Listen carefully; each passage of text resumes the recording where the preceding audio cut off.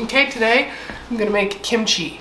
And the reason I'm doing this is because yesterday when we went out to the garden, we had some nice Napa cabbage ready and we're having some really cold freezing temperatures kind of suddenly. So I pulled those out of the garden yesterday and I washed them and I just cut the end off, the root end off, and I cut them lengthwise down the middle once so that I could get them really clean. And then overnight, I placed them in a container with some salt water brine, about a half a cup to a half gallon of water, or a cup to a gallon. And then I placed a plate on top of that to submerge those and let them soak for about 8 hours. So that's the first step of making the kimchi, and it's like this gross floppy Napa cabbage now that you wouldn't want to eat. We're gonna turn it into magic. So then I did run to the store for a few things that I didn't have to finish what I wanted to make in this recipe. And that was green onions, ginger, which doesn't grow around here, daikon radish, which I didn't grow this year. I have some carrots in the fridge, and so that's what we're working with today. Garlic too, but I grew a ton of that, so I have garlic here. So there's a couple ways we can get these things done, as always. There's not one right way of doing things. And I probably make this differently than a lot of other people you've seen. I do this in a way where it is efficient for me in my kitchen with my skill set. And I did not grow up in a Korean family with a grandma to teach me how our family recipe would handle this one. So I got my information the first time from the book Fermented Vegetables by Kirsten Shockey. And the method in that book is basically still what I use today, I only followed her recipe once. So the next time I just made it from memory. So we're gonna do my version of that recipe today. And basically I'm just gonna use what I have and see that it looks good. I'm peeling the carrots just because these carrots are kind of old and I don't want the skin. If these were carrots from the garden, they were really fresh, I would just use the whole thing.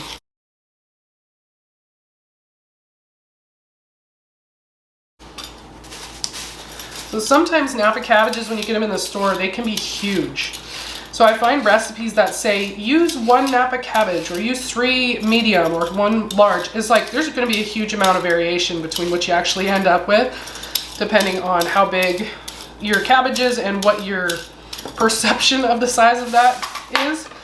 So instead of doing that, what I'm going to do is I'm just going to look at my other ingredients and I'm going to kind of eyeball things, and I'm going for a certain color in my finished product. Like if it's too orange, that means there's more carrots than I need. If it's got too much red, it means I use too much chili compared to the amount of cabbage that I have. So that's just how I do this. And I would recommend, if you wanted a more specific recipe, to get the book Fermented Vegetables by Kirsten Shockey. There's so many, like if you're just learning fermented vegetables, that's the best book that I could recommend. I will link to that in the video description. So I'm just kind of getting all my veggies ready to go. And the method here that we're using is pretty cool. Where when you make sauerkraut, like if you've seen my how I made sauerkraut video, you're gonna actually finely chop that kraut, shred it, right? That cabbage, to be able to make it release the juices when you massage the salt in. But because we want our kimchi kind of chunky, by soaking it in this brine for that 8 hours, that's letting it break down, absorb some of the salt, and then also leaving it so that we can cut this in pretty big chunks and not have to sacrifice that texture in order to get the juices to come out, while still not having to add extra water to make a brine, because that would make the whole thing pretty watery once it did start to break down.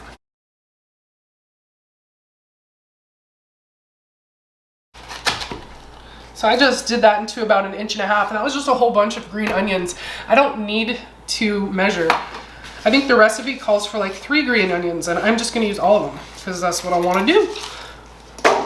I can use a box grater, or I could use a food processor for the next part, and I'm just gonna go with the box grater today.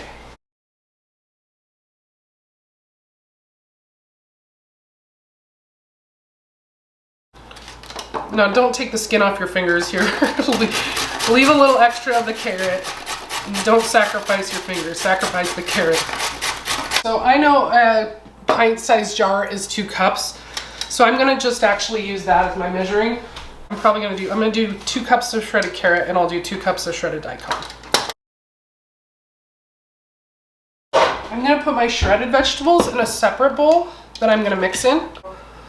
About 2 cups of daikon, about 2 cups of shredded carrot, and then we need our garlic and our ginger. If your ginger's clean and it's organic, you don't even have to take the skin off of it unless you want to. So I usually just really roughly peel it. So now I'm going to use the smaller side to grate some ginger. I don't know, a couple of tablespoons. And while I'm at it, I'm gonna feed my ginger bug. Because why not multitask so you don't have to do this again later. Just gonna take a little bit of that ginger, drop it in there, and about a tablespoon of sugar. I'm gonna stir, and now my ginger bug is fine. Got about a tablespoon of that fresh grated ginger here, and that's gonna go in with the shredded vegetables. And I think I want more. I like ginger, it's good for us. I don't know how much garlic. I like garlic. I'm gonna do at least 5, but probably 8 cloves of garlic. I think what's so amazing about fermentation for me is it can be so intuitive and it can be so customized to what you have on hand. Once you understand the principles of it, once you understand the method, once you understand how it works, then you can make all the recipes your own. You don't have to be bossed around by anybody. I think the important part when you're a home cook and you want to do more stuff for yourself, just realize it doesn't have to be perfect. It doesn't have to look like the professional chefs on the Food Network or whatever. Just get it into small pieces. It doesn't matter how you get it done as long as you don't hurt yourself. Knife skills will come with practice. You'll be able to do what's comfortable with for you. And it doesn't have to look like somebody who's gone to culinary school. That's a lot of garlic. I'm okay with it. In that goes with into the shredded carrot bowl. Shredded carrot, shredded daikon, shredded ginger, and minced garlic. I'm going to add the Korean red chili pepper to this mix. And this stuff is really good. I will link to what I bought in the description of the video because I can't remember the name. And this is the one ingredient that, I don't know, I don't think it can be substituted if you want a kimchi taste. It's this chili. This is what does it. After this cabbage soaked overnight, I placed it on a wire rack on top of a pot in my sink so that some of the excess moisture could drain off. It doesn't need to be dry, but it just shouldn't be soaking wet. And this is where I decide how chunky I want my kimchi. I kind of like it when you find a big chunk of the rib of the cabbage in your kimchi. I think it's really good. So I'm just going to cut them in like 2-inch chunks, is it? 1.5, 2-inch chunks is where I'm at. And I'm gonna throw it in here with the green onions. Now this is already like salty because it was soaking in the saltwater brine. It's juicy, so we shouldn't need any extra brine. But if we do, we'll just mix a basic saltwater brine and add a little bit. The goal is when the kimchi's mixed, you pack it into a jar and you want it to be submerged under the brine. And I love leaving the little inner pieces of the cabbage whole. It shrinks down quite a bit, and so it's not really gonna be that much kimchi. I probably overdid it on the garlic. So now on with the gloves and time to measure the chili. Okay. So before I add the chili even, I'm gonna just kind of look in here and make sure that I mix around any little chunks of the grated ginger, because it's really fibrous. Ginger kind of wants to stick to itself. A little under 1/2 cup. I feel like this amount is going to be a good amount of chili for the volume of other vegetables that we have. And so I'm just really nicely mixing the chili with the daikon, the carrot, onion, ginger and garlic.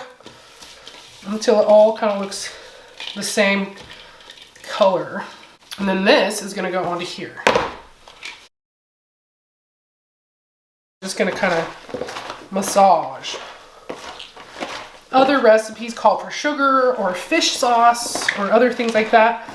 I just have found it really didn't need it. And if it didn't need it, then I'm not gonna go out of my way to add extra ingredients, especially like sugar. See, it's already starting to look like kimchi, and that's exciting. I really just want it well mixed. So I'm picking it up and kind of moving it around so that the leaves of the Napa cabbage will separate more and take all the flavors in between each leaf.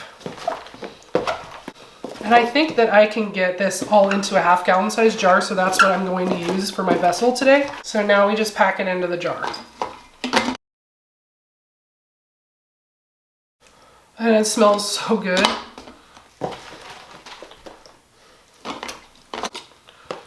So once you get some in there, reach your whole fist in and push down as hard as you can. And then you'll start to see some of that red brine rising above the vegetable, and that's what you want to see.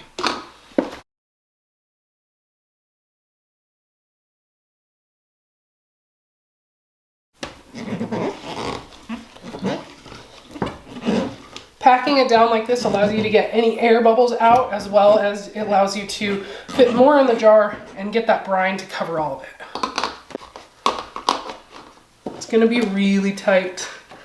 Definitely going to put a plate under this one when I ferment it because it might spill over.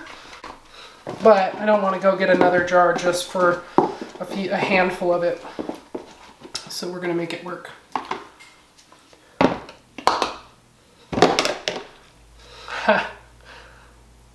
That's like to the literal very top.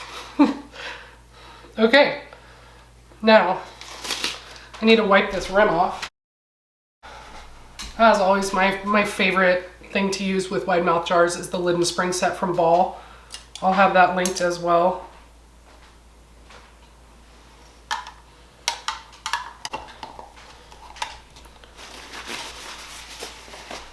There it is. The kimchi's ready to ferment, and I'm going to ferment this for about 7 to 10 days. I'm going to taste it at 7 days. Okay, this is about 5 days after starting the kimchi. And if you'll notice, I put the kimchi into this Pyrex casserole dish. I did that on purpose before I put it in my rack because I knew I would overflow after filling that jar so tight, and I did. And you might be able to see some bubbles in there popping up. That's totally normal. That's part of what is causing everything to kind of expand and try and pop up. It's this bacterial action. This is all looking so good.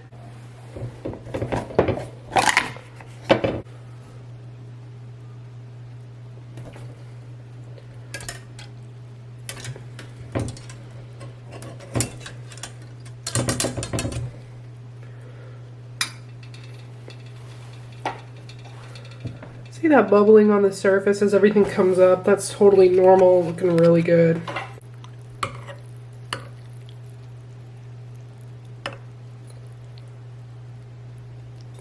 So I'm going to taste this.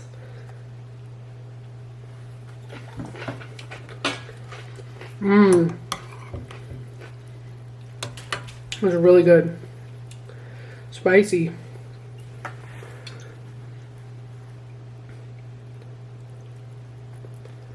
Just kind of move that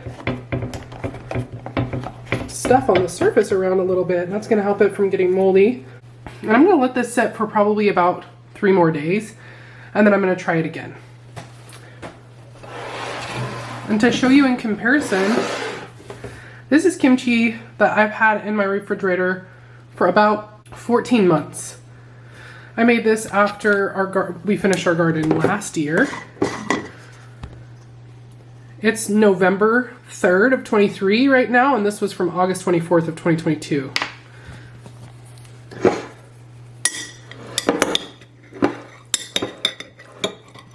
This stuff is still good. Can you imagine leaving a whole raw cabbage in your refrigerator for that long, for 14 months? It would be completely liquefied and totally putrid and disgusting. By fermenting, you are using the natural bacteria in the environment to preserve those vegetables and make them into something even more delicious and more nutritious. This kimchi was good, is good. I used way more carrot in this one because that's what we had a lot of last year. So you can see the difference in the color of that. This one I made a little chunkier. This one has more Napa cabbage because that's what I was trying to go through in my garden this year. And I'm going to be really happy with it, even though it's different than this one. Both of them are good. So that's why just use your intuition when you're fermenting vegetables. You don't need to follow an exact recipe. Just go with what you have and follow some basic principles and make something delicious. Thanks for watching. Be sure to subscribe. Bye.